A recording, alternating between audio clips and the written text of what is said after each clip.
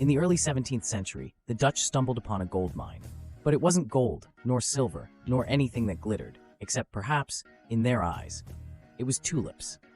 Yes, the humble tulip, that unassuming bulb, became the star of a financial frenzy that makes modern stock market bubbles look like mere soap bubbles. Our story begins with a single tulip bulb brought to the Netherlands from the Ottoman Empire. The Dutch, already renowned for their botanical gardens, found these exotic flowers fascinating. Each tulip was unique, with vibrant colors and patterns that seemed almost painted on. It was the botanical version of finding a rare Pokémon card. As the Dutch Golden Age reached its zenith, with trade and wealth flowing like rivers, tulips became more than just flowers. They were status symbols, coveted luxury items.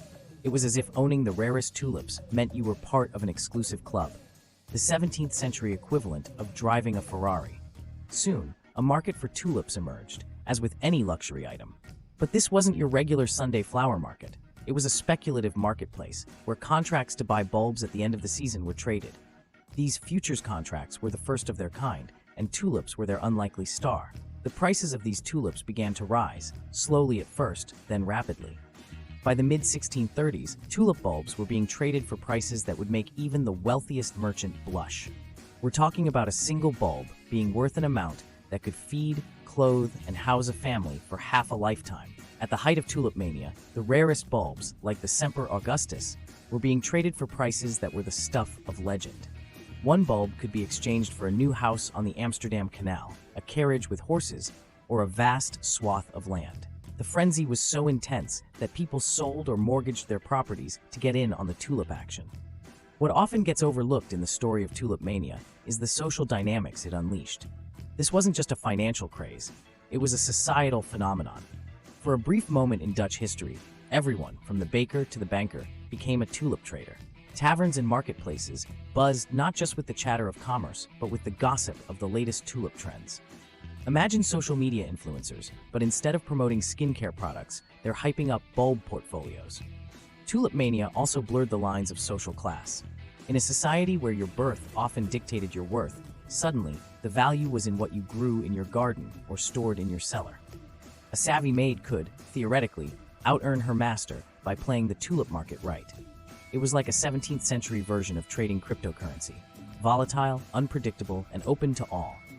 This democratization of wealth, albeit short-lived and illusory, added a layer of complexity to the mania that went beyond mere economics.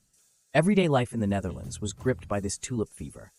Taverns turned into tulip trading exchanges, where people from all walks of life, merchants, craftsmen, sailors, maids, gathered to trade and speculate. It was a flower-powered frenzy that engulfed the entire society. Artists began painting tulips, poets wrote about them, and songs were sung in their honor. Tulips weren't just a commodity, they were a cultural phenomenon. In paintings, a tulip wasn't just a flower, it was a symbol of wealth and prestige, a motif that said, "Look, I'm part of the tulip elite." The most coveted tulips were those with striking color patterns, caused by a virus. Ironically, what made these tulips so valuable was actually a symptom of their sickness. But in the fever of the market, this botanical anomaly was celebrated as a natural wonder. Then, as quickly as it had escalated, the market collapsed in February 1637. Demand plummeted, leaving many with worthless bulbs and shattered dreams. The fallout was dramatic.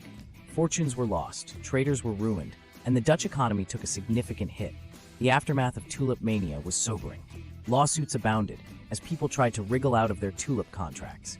The Dutch government intervened, but there was little they could do to reverse the damage.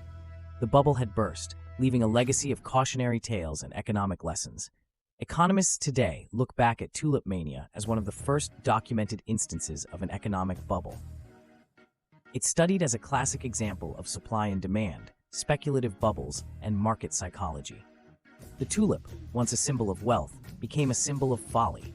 Today, tulips are still a beloved flower in the Netherlands and worldwide, but they're no longer the commodities that could bankrupt you. They're just flowers, beautiful in their simplicity, a reminder of a time when they were worth more than gold. Tulip Mania remains a subject of fascination and debate among historians and economists. Was it a symptom of the Dutch Golden Age's excesses, or an early lesson in market economics? The answer might lie somewhere in between, in the colorful petals of a flower that briefly and spectacularly ruled an empire.